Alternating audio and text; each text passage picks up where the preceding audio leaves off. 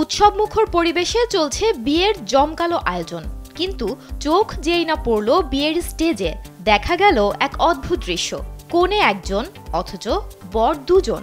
এক পুরুষ বা এক নারীর একাধিক বিয়ের ঘটনা হরহামেশাই শোনা যায়, কিন্তু শত শত মানুষের সামনে একই সঙ্গে দুই ভাই এক নারীকে বিয়ে করেছেন, এমন ঘটনা কি কখনো শুনেছেন?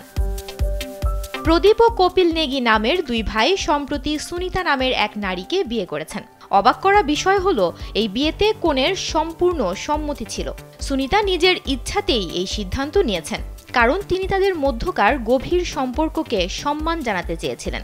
এনডিটিভি ভারতীয় বার্তা সংস্থা পিটিআই এর বরাত দিয়ে জানিয়েছে, এই চাঞ্চল্যকর ঘটনাটি ঘটেছে হিমাচল প্রদেশের শিল্পাই গ্রামে। Original product, best service and best offer.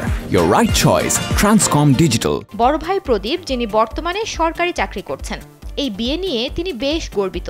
তিনি জানান, এই সিদ্ধান্ত গোপনে নয়, বরং পরিবারের পূর্ণ সম্মতিতেই খোলামেলাভাবে নেওয়া হয়েছে।